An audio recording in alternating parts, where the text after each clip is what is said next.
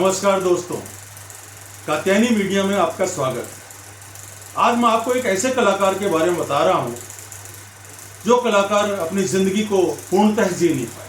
बहुत ही कम उम्र में उसकी डेथ हो गई, लेकिन डेथ के पहले उसने बहुत परोपकार के काम किए, बहुत लोगों की मदद की। ऐसे ही अपने बहुत पुराने एक साथी की मदद की और वो साथी भूल गया, और वो साथी बेचारा डर के मारे कभी उस बड़े कलाकार के सामने आया ही नहीं, क्योंकि ये तो बहुत बड़ा कलाकार हो गया, मुझे पहचानेगा कि नहीं पहचानेगा। इस तरह से साथियों, वो कौन कलाकार था और उसका दोस्त कौन था जो बेचारा घबरा के परेशान होकर डर के मारे जाता नहीं था कि यार ये तो बहुत बड़ा कलाकार हो गया, अब मुझे पहचानेगा नहीं, क्यों जाऊँ मैं उसके पास, क्यों अपनी बेइज्जती करवाने जाऊँ। तो इसी के बारे में आपको बताता हूँ। तो शुरुआत करता हूँ आपके प्रिय कार्यक्रम खजाना यादों का।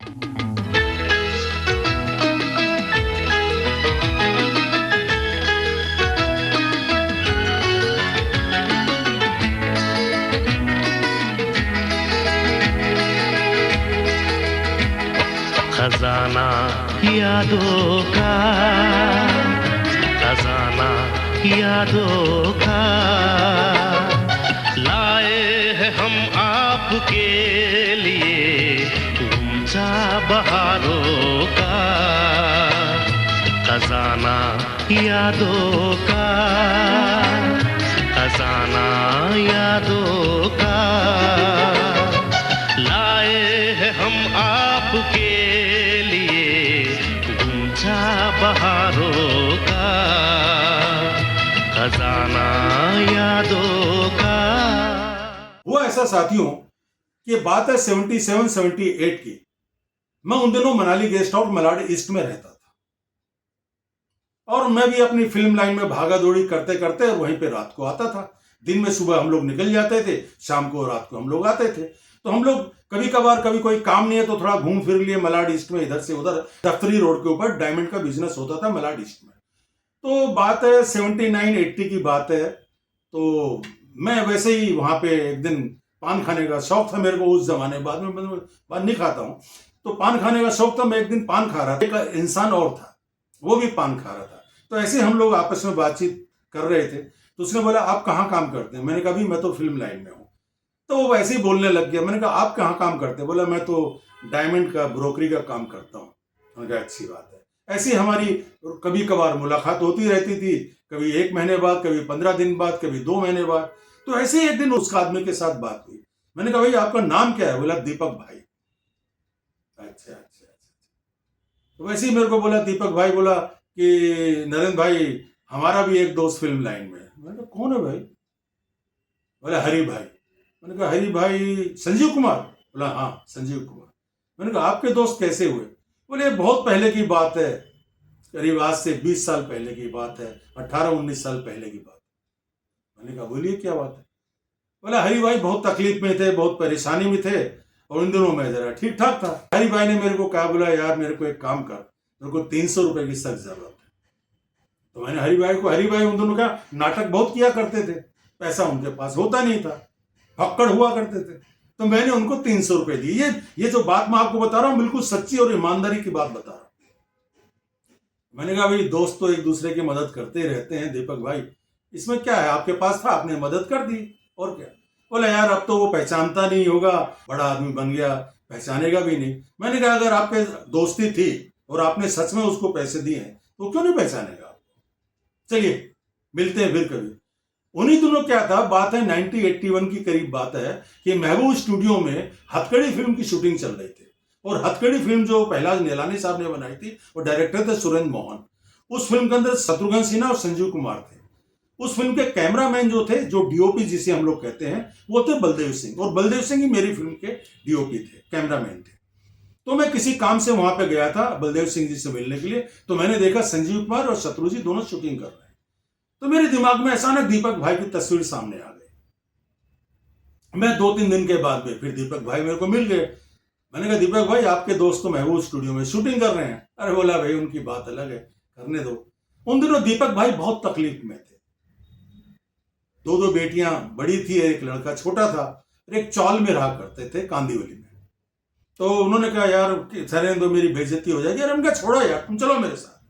तो दूसरे दिन वो सुबह मेरे पास में मनाली गेस्ट हाउस में आए, और हम लोग वहां से लोकल पकड़ के बांद्रा गए। बांद्रा से हमने उस जमाने में टैक्सी की और टैक्सी करके हम लोग पहुंचे महबूब स्टूडियो। वहां पे शूटिंग चल रही थी हथकड़ी की। तो मैं अंदर गया, अंदर जाके देखा अगर शॉट वर्ट चल रहा है। लंच ब्रेक 2 बजे करीब होने वाला था, तो हम लोग दोनों बाहर आ गए। बाहर आए तो शत्रु जी, पहले उनका शॉट हो चुका था, शत्रु जी चले गए थे। संजीव कुमार पीछे आए, उनका शॉट बाकी था, इसलिए वो वहां पे रुक गए थे। तो उन्होंने अपना शॉट कंप्लीट किया और लंच ब्रेक हो गया। लंच ब्रेक के बाद में संजीव कुमार जी फ्लोर से बाहर निकले, तो हम लोग बाहर खड़े हुए थे। तो मैंने वैसे ही बोला, मैंने कहा संजीव जी, तो उन्होंने पलट के देखा।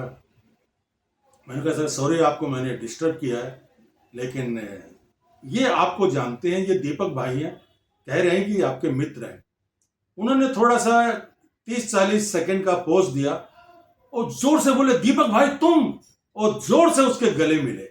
गले मिलके इतने खुश हुए दोनों मिलके कि दीपक भाई की तो आंख में आंसू आ गए।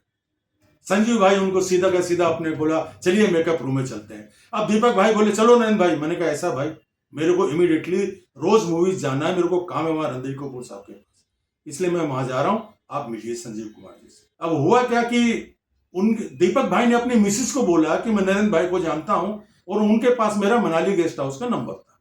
अब वो मनाली गेस्ट हाउस में फोन किया उन्होंने, तो मैं घर पे मिल गया 8:30 बजे मनाली गेस्ट हाउस में। तो मेरे को बोले कि वो दीपक भाई कहाँ है। मैंने कहा उनको तो मैंने महबूब स्टूडियो में छोड़ दिया था, अभी तक आए नहीं क्या। एक्चुअल हुआ क्या कि संजीव कुमार दीपक भाई को लेकर अपने घर चले गए थे, और रात के 10-11 बजे तक वो उनके साथ ही थे। दोनों ने जम के खाया पिया।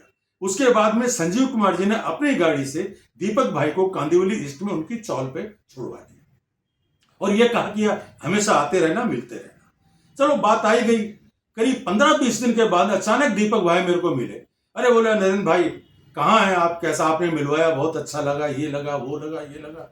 बोला यार मेरे साथ तो एक बहुत परेशानी हो गई। क्या हो गया। बोले यार 3.5 लाख रुपए का मकान खरीदवा के दे रहे संजीव भाई मेरे को। अरे भाई, अरे मैंने कहा कहाँ पे। बोला कांदिवली में और मलाड के पास में। मैंने कहा यार ये तो बहुत ही अच्छी बात है। मैं देख रहा हूं कि दीपक भाई की आंख में आंसू थे। बोला यार कोई आदमी ऐसा भी देवता हो सकता है। वो किस जमाने में मैंने उसको 300 रुपए दिए थे, और आज वो कहता है यार तू चाल में रहता है, फ्लैट अभी तक नहीं लिया, चलो तू फ्लैट ले। और उन्होंने अपना आदमी भेजा और बिल्डर से बात करवाई, और 3,40,000 में उन्होंने मुझे 2 बेडरूम हॉल का एक फ्लैट दिलवा रहे हैं, जो कि अगले महीने पोजीशन है मेरे को। मैंने कहा वाह भाई दीपक भाई, मुबारक हो आपको। तो दीपक ने मेरे को बोला अगर आपकी मेरी दोस्ती नहीं होती तो आप मुझे नहीं बताते कि हरि भाई कहाँ है, कैसे मिल सकता हूं। अगर आप मुझे हरि भाई से नहीं मिलाते तो आज मेरे पास ये फ्लैट नहीं होता, और ना हरि भाई से दोबारा मुलाकात होती।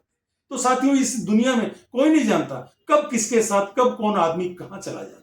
मेरे जिम्मे लिखा था ऊपर वाले ने, मैंने दीपक भाई को हरि भाई से मिलवा दिया। हरि भाई ने जो फर्ज निभाया वो आप जानते ही है।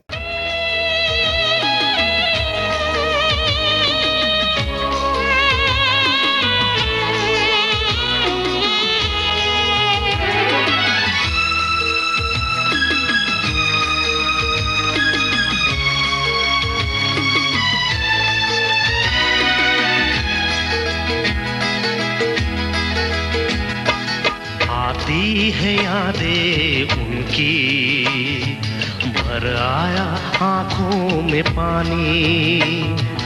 आती है यादें उनकी, भर आया आंखों में पानी। नम होती आंखों से देखा संगीत की ये कहानी। खजाना यादों का, खजाना यादों का, लाए हैं हम आपके लिए गुंजा बहारों का। तो इस तरह की बातें और इस तरह की कहानियां मैं आपको फिल्म इंडस्ट्री की बताता रहूंगा, तो देखते रहिए मेरे साथ आपका प्रिय कार्यक्रम खजाना यादों का।